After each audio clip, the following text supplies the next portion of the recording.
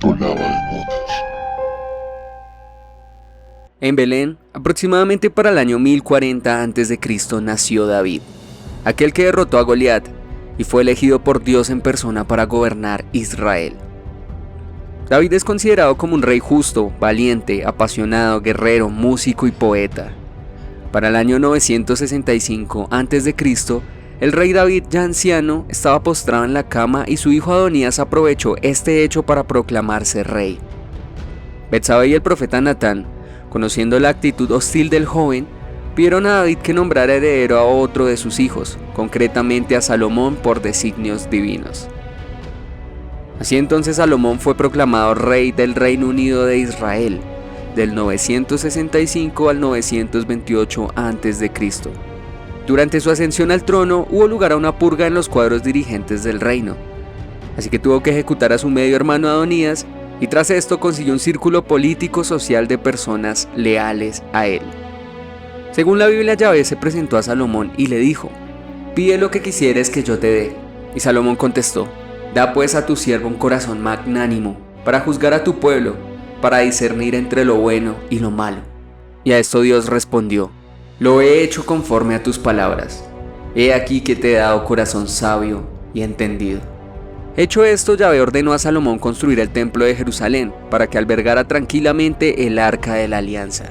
Los años pasaron y Salomón se encontró asediado por problemas graves.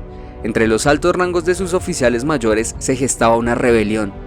Las varias esposas con las que se había casado le exigían opuestos caprichos, llegando incluso a construir altares para los dioses extraños que en sus países de origen acostumbraban a idolatrar.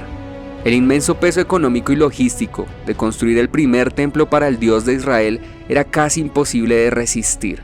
Un día, hacia la puesta del sol, Ornías, un demonio cruel, empezó a atacar al hijo del jefe maestro artesano, quien dirigía la construcción del templo de Jerusalén, haciéndole adelgazar en el proceso. Salomón percibió el malestar del joven y se detuvo para hablar con él.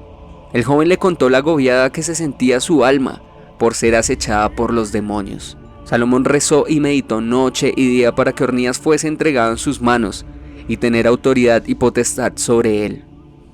Entonces el arcángel Miguel fue enviado y dotó a Salomón de un anillo, el cual explicó sería capaz de dominar a todos los demonios que estuvieran en la tierra, y con su ayuda construiría Jerusalén.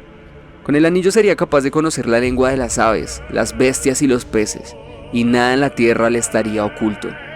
Una vez poseía este anillo, Salomón fabricó un plan junto al joven artesano y consiguió atrapar a Ornías, quien imploró por su libertad, y en medio de la desesperación, el demonio ofreció a Salomón traerle un ejército de demonios que le servirían.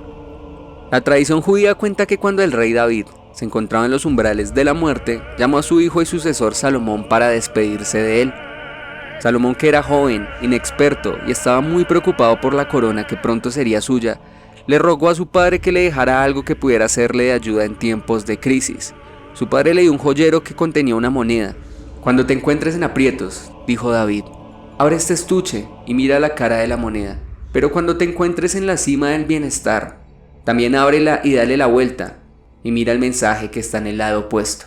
Que Dios sea contigo, hijo mío». Tras brindarle este consejo, murió. Salomón estaba abatido y apesadumbrado cuando recordó el consejo de su padre y abrió el joyero.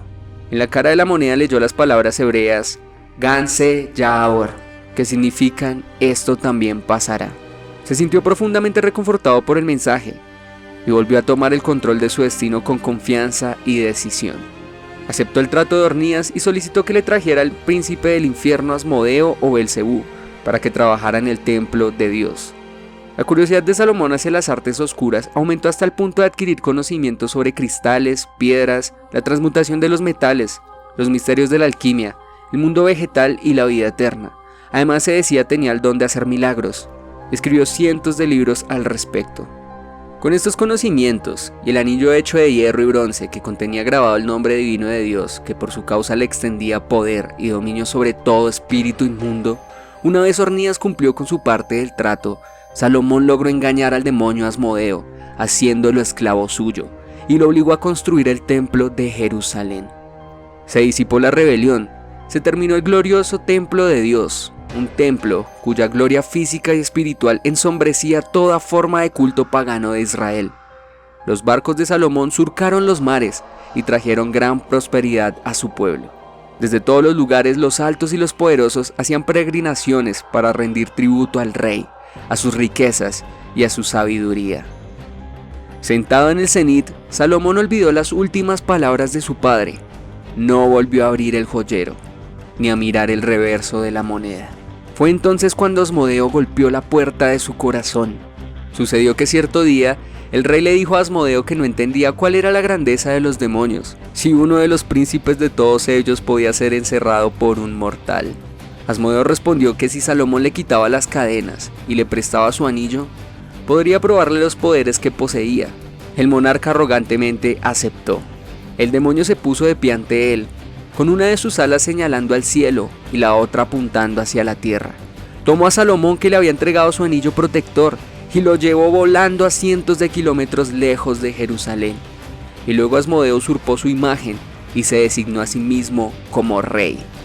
Durante 3 humillantes años, Salomón vagó por la tierra de Israel, viviendo con lo que le daban en las casas donde pedía de comer. Una y otra vez exclamaba: «Soy Salomón, rey de Jerusalén», pero sus palabras provocaban burlas y risas estridentes. El más sabio de todos los hombres era ahora considerado un loco de atar. Este era un castigo que le hizo prestar atención a una voz mortecina del pasado. Recordó la moneda y el grabado que contenía. Esto también pasará. Sintiéndose una vez más reconfortado por el mensaje, volvió a tomar el control de su destino, y por un acto de la providencia, Asmodeo en un descuido dejó caer el anillo al mar, y este fue tragado por un pez que terminó servido en el plato de Salomón en uno de los hogares donde normalmente pedía comida. Al cortar el pez, encontró el anillo, y después de grandes luchas consiguió recuperar su trono y su riqueza. Una vez recuperó su trono y en la cima de la gloria, pensó de nuevo en la moneda y en su reverso. Si en los tiempos difíciles le había ayudado a superar todos los obstáculos, ¿cuál podría ser el mensaje que la moneda encerraría para los momentos de gloria? Salomón abrió el joyero que su padre le entregó al morir. Tomó la moneda, le dio vuelta y leyó: «Gan se Yabor, esto también pasará».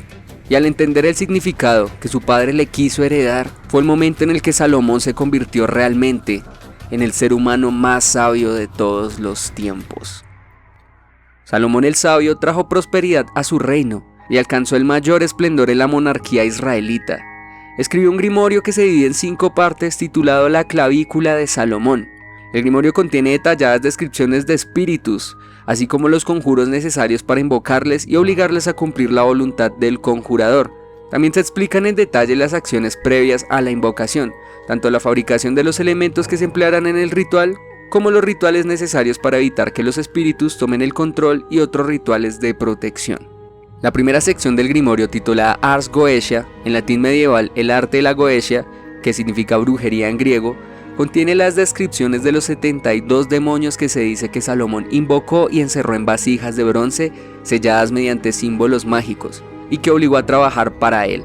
El libro asigna un rango y un título de nobleza a los miembros de la jerarquía infernal, y un signo al que le deben lealtad, más conocido como sello.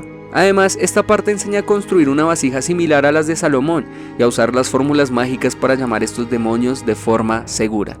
Esta historia dio paso a la creencia de los árabes en los seres elementales llamados genios o jinns, encerrados en las lámparas maravillosas, de los cuales se hacen varias referencias en el libro Las 1001 noches.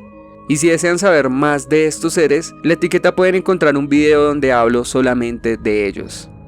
A pesar de la gran gloria que tuvo el reinado de Salomón, este se desmoronó, pues el viejo rey fue corrompiéndose. Permitió que muchas cosas crueles sucedieran, dejó de ser justo, se alejó de Dios y por ello no volvió a recibir ayuda celestial. Fue consumido por lo carnal, el poder y el ego. Y como prueba de que la divinidad ya no estaba con él, un día Salomón se quitó el anillo para lavarse las manos. Entonces un fuerte y violento viento arrastró el anillo hasta el mar, lugar en el que desapareció hasta el día de hoy. Salomón murió para el 928 a.C. y fue enterrado junto a su padre el rey David. Se dice que la clavícula de Salomón fue escrita para su hijo Roboam, ordenándole que lo escondiera en su sepultura después de que muriese. Al pasar los años, el libro fue descubierto por algunos filósofos babilónicos que reparaban la tumba del rey. Estos filósofos custodiaron el libro para no permitir que cayera en malas manos. Por otro lado, las vasijas que se llevaban a los demonios fueron arrojadas a un lago reunidas en un barril de bronce para posteriormente ser encontrados por un grupo de babilonios que, al pensar que se trataba de un barril repleto de tesoros, liberaron a los 72 demonios. Entre estos demonios se encuentran Baal, Balefor, Amón, Paimon, Beler, Astaroth, Sapnok, Balan y Belial. Las leyendas cuentan que este último demonio fue el único que se quedó con el pueblo de Israel y ayudó a su separación e incentivó las guerras. Por eso de su nombre se derivó la palabra bélico. No se conoce con certeza la historia real de Salomón, pues hay muchas versiones.